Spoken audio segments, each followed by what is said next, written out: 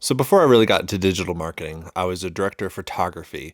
And really what that means is that I am in charge of the camera and the lights. So the way that the camera moves and the way that everything looks. And so I know how to make things look nice, like this set. And I started getting a lot of questions about, well, how did I do it? And so I figured I'd walk you guys through that. It's not as complicated as you might think. One of the first things you learn about being a really good director of photography, oftentimes in like documentary or settings where you're walking in and you don't really know what you're going to be in, like what environment, how is it going to be clean, what are going to be the colors in the room. You just don't know. And so you have to develop the skill set of being able to, on the fly, see an area and know how it could potentially work for you. So like this area, you might think it looks nice. It is a junk pit. And I, against my better judgment, am about to zoom out and show you what actually is going on.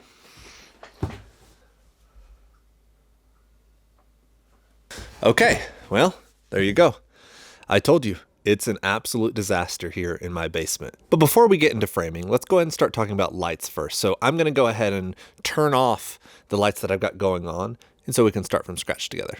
So this is how it looks like to begin with. And I'll go ahead and say it looks like terrible lighting for an interview style. This is more of a dramatic doc style overhead lighting. Typically not too flattering whenever you're trying to do interviews or a face to camera setup. And so the first thing to do is probably just actually turn off all the lights. But so that this camera doesn't get too dark while I do that, I'm going to go ahead and put in my key light, which is just a 4-foot bar set to daylight, 5600 Kelvin. And it is just a little bit above head level, pointed down at me.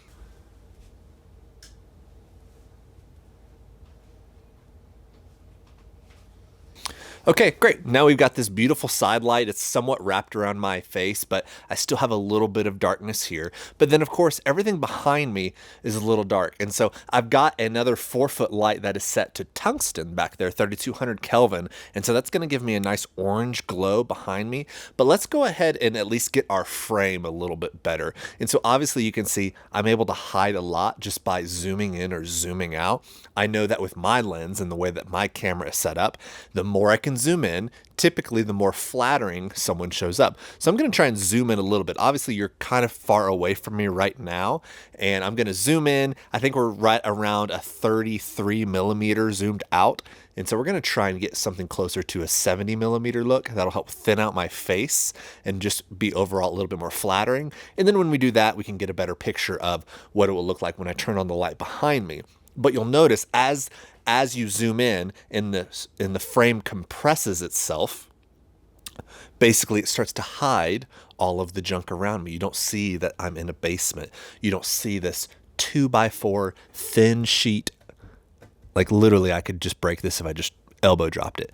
I would also break my elbow because I'm weak like that. But this is not a great looking place, but I'm able to hide it if you know what you're doing. So zooming in, always a good thing. So the camera's actually pretty far away from me, but that's because I did this knowing I'm going to zoom in. So let's go and zoom in.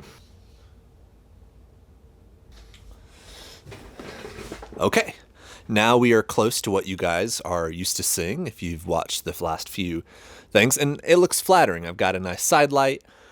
Everything seems to be falling okay, but of course the background, it's not that it's just dark, it's just not interesting. And so initially I had it where it kind of was just a white light behind me that just matched what the key is.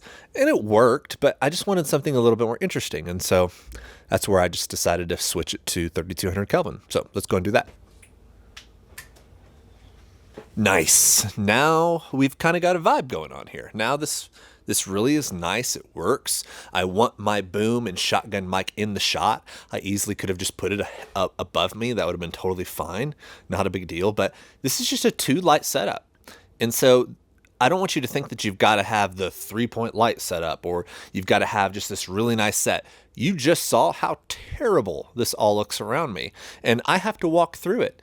But you guys don't have to see it. You don't have to experience it. So anyway, I hope that was helpful. A little bit revealing behind the scenes of how much you really can do with so little space and some 2x4 that's going to hold up my laptop whenever I want to use it. Like Yes, this is a nice light. This is a nice shotgun. This is a nice camera.